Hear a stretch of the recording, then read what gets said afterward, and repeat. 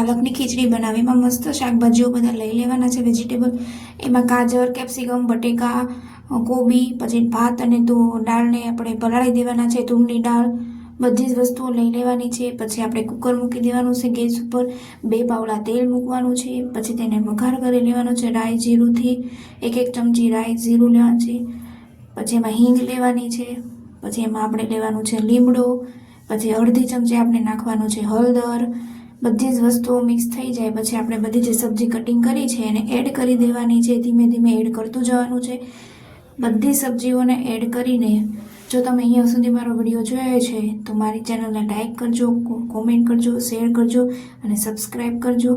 બધી સબ્જીને આપણે મિક્સ કરી લેવાની છે શાંતિથી, ધીમે ધીમે મિક્સ કરતું જવાનું છે। અને પછી આપણે ઉપરથી ફ્લાવર એડ કરી દેવાના છે, પછી આપણે સિંગના દાણા એડ કરી દેવાના છે, 1 ચમચી આપણે ધાણા જીરું, 1 ચમચી મરચું, તમે જે તીખું ખાતા હોય એ પ્રમાણે, સ્વાદ અનુસાર આપણે મીઠું એડ કરી દેવાનું છે અને હલાવતું જવાનું છે। ધીમે ધીમે હલાવતું જઈશું એટલે મસ્ત થઈ જશે।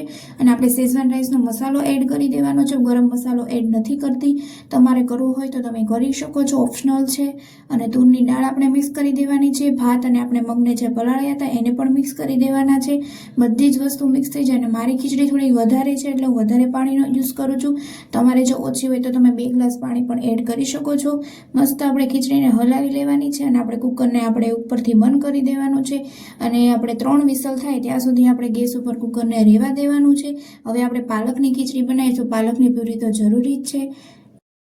મોટું વાસણ લેવાનું છે, એમાં 2 ચમચી આપણે ઘી નાખવાનું છે અને મસ્ત પાલકની જે પ્યુરી કરી છે એને એડ કરી દેવાની છે અને મસ્ત ધીમે ધીમે હલાવતું જવાનું, કેમ કે પાલકની પ્યુરીમાં ઓલરેડી પાણી હોય જ છે, તો તમે અડધો ગ્લાસ પાણી નાખી શકો છો।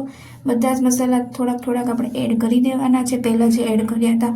અને ખીચડી આપણી મસ્ત બફાઈ ગઈ છે અને આપણે એને ખીચડીને પણ એડ કરી દેવાની છે અને ધીમા હાથે એને હલાવવાની છે અને આપણી તૈયાર છે પાલકની ખીચડી। ચાલો મારી ચેનલને લાઈક કરજો, કોમેન્ટ કરજો, શેર કરજો અને સબસ્ક્રાઈબ કરજો। ચાલો મળીએ બીજા બ્લોગ સાથે, ત્યાં સુધી બધાને બાય બાય।